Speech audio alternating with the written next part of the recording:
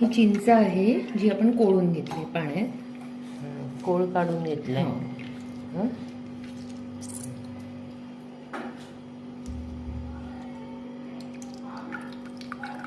मिरची, कोथिंबीर, आलं, लसूण, मिरची आणि कोथिंबीर. हे ऑप्शनल आहे, हे मी करते. प्रत्येक जण हे करत नाही. काही जण फक्त आलं लसणाची पेस्ट घालतात. पण माझं असं म्हणणं आहे की हे पूर्ण घातल्याने, ग्रीन वाटण घातल्याने चव वाढते. अच्छा. ओलं खोबरं, बारीक चिरलेली कोथिंबीर, एक कांदा, मिरची, हळद, हिंग, गूळ आणि मीठ घ्यायचंय. मीठ चिंचेच्या कुळात घातलेलं आहे. त्याच्यात पाणी टाकायला.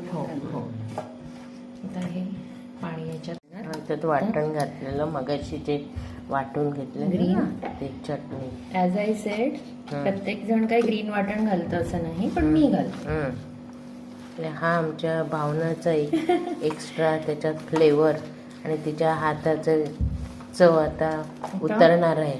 हे पूर्ण असं छान त्याच्यातलं हे काढून टाकलंय ना ह्याच्यात भरपूर आता पाणी घातलेलं आहे आपल्याला हवं तेवढं. आणि आता हे गॅसवर ठेवलं. तिप्पट चौपट पाणी. हा, तर हे उकळवून घ्यायचं. मग जरा चव त्याच्याप्रमाणे, चवीप्रमाणे वाटलं तर मीठ एक्स्ट्रा, गोड वाटलं तर एक्स्ट्रा घाला. जसं आपल्या गोडी. नाही, फोडणी वगैरे काही नाही. फोडणी नाही. हे झालं, उकळलं चांगलं की झालं. किती वेळ उकळावं लागतं साधारण? साधारण अगदी भरपूर वेळ नाही. आता 10 आपण टाकायला नको ना. एक थेंबही आपण तेल घातलेलं नाही. ते नाळात असेल तेवढंच. एक काय ढवळते, जरा ढवळून जरा एकजीव करते. खूप जास्ती उकळायचं नाही ना ग. नाही, खूप जास्त नाही, पण कसं थोडं तरी थोडं मसाला आणि ते फुटायला द्यायचं नाही ना. नारळ वगैरे थोडा शिजायला कारण नाही तर मग तो दातामध्ये येईल. ही आमची नेत्रांटीची थोरली हो. मी काय ते माहितीये, खमंग वास यायला लागलेला आहे आता.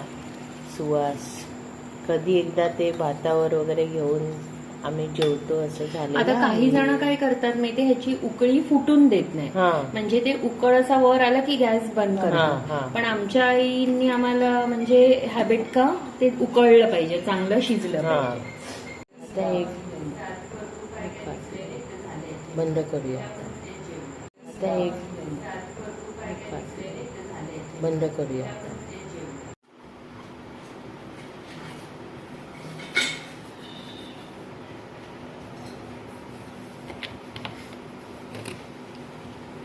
चिंच जरा आणखी थोडीशी घातलेली आहे, त्याच्यामुळे आता रंग पालटलेला आहे. आपली नितळ तयार आहे. चिंचेचा सार एकदम यमी यमी. त्याच्याबरोबर गरम पापडता भात आणि भाजलेले सुके बोंबील. That's it. वा भावना, खूप खूप धन्यवाद की तुझ्यामुळे आम्हाला ही चांगली चिंचेच्या सारेची रेसिपी समजली आहे. माझी यापेक्षा ही आईंची आणि मम्मीची रेसिपी आहे. हा, नक्की नक्की. Mashup of mummy and I. Great great. Thank you.